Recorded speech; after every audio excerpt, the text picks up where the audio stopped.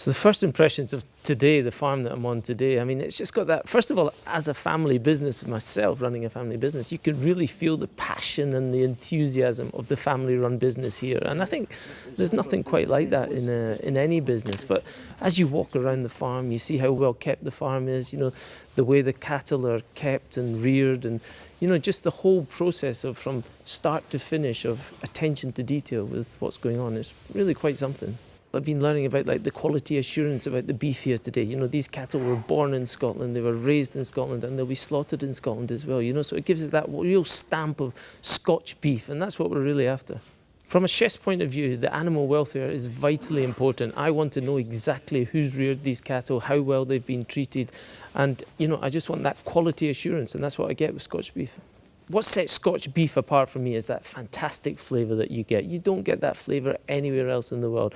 I've worked in many restaurants in different countries, but there's nothing quite like Scotch beef.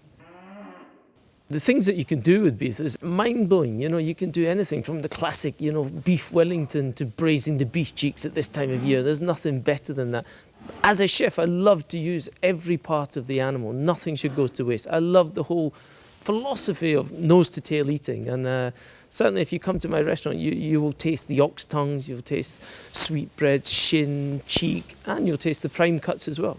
So I think when you're cooking Scotch beef, you really got to look at the colour of the meat. You want to see some nice marbling, and I love to just push my thumb into the meat to see if it leaves that little indentation in the meat.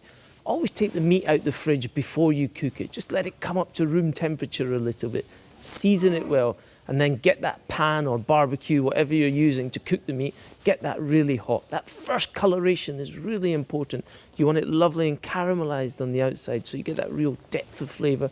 And then depending how you like your meat, rare, medium rare, hopefully not well done, you take it off and then rest it. You want to rest the meat and let the juices really come through and then enjoy it.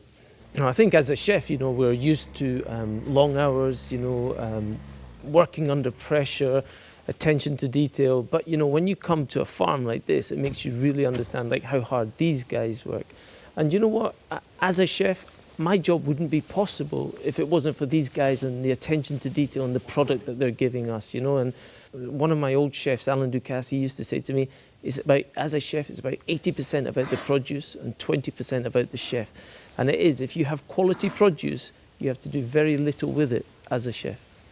So I often find myself off on a Sunday. We close the restaurant on a Sunday, so that's really important family time for me. And of course, we love to eat as a family. Roast beef and Yorkshire pudding, it doesn't get better than that. And one of my favourite suppers, and it's really easy to do, is a peppered steak with a lovely pepper sauce and green salad. I think that's just fantastic, and always makes me think of home.